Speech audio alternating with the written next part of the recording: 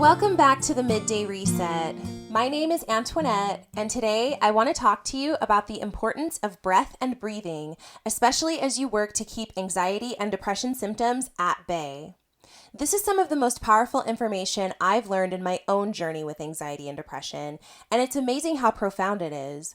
Also, it's totally free and can be used on demand. It doesn't get much better than that, especially considering how expensive some treatment can be if you're seeing a professional. Now, that's not to state that therapy, medication, and other forms of treatment that involve working with professionals do not have value, but once you realize the power of your breath, I think that's an important turning point in recognizing that you do have some control over your anxiety at the individual level. I was not aware of this fully until I started practicing breath techniques myself. Now, in earlier seasons of the Midday Reset, I featured some deep breaths at the beginning of each episode, and I did that to help clear the space for listeners. I thought it'd be a nice way to help people focus, but I noticed it becoming sort of redundant, and so I stopped including it in every episode as a means to change things up. However, I want to point to that example as one of the ways that breath can help you. When you're in the middle of things, you have the power to slow things down by taking a deep breath, or even a few deep breaths.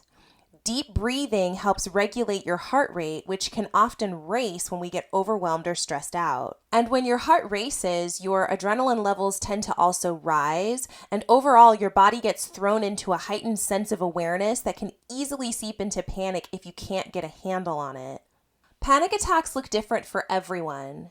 I've had panic attacks that made me feel as though I couldn't breathe, and also panic attacks that made me become uncharacteristically silent as I let my mind and heart race all over the place, praying for the storm to just pass already.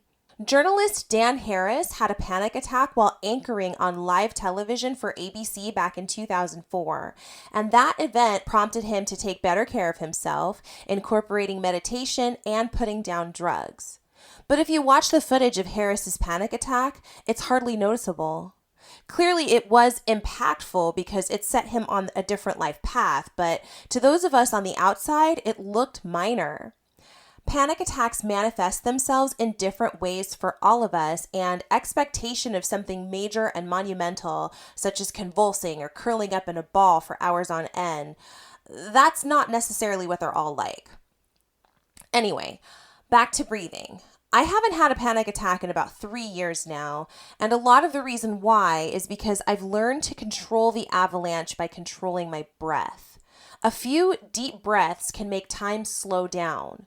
Some specialists will place emphasis on the inhalation needing to come through the nose and exhalation going through the mouth. And I'm sure there's scientific evidence to support why, but I think it's more important to just focus on the act. Just focus on the act of deep breathing. A deep breath in that fills the lungs and pushes your belly out with a slow exhalation that allows you to be intentional about pushing air out works just fine. Like this.